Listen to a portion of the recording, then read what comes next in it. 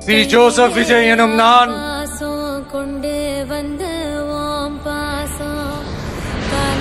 சட்டப்படி அமைக்கப்பெற்ற இந்திய அரசியல் அமைப்பின்பால்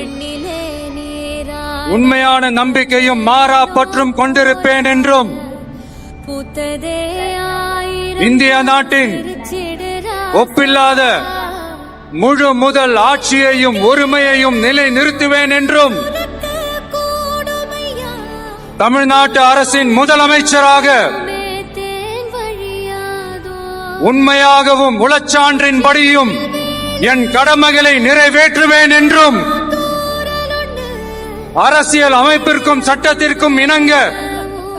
அச்சமும் ஒருதலை சார்பும் இன்றி விருப்பு வெறுப்பை விலக்கி பலதரப்பட்ட மக்கள் அனைவருக்கும்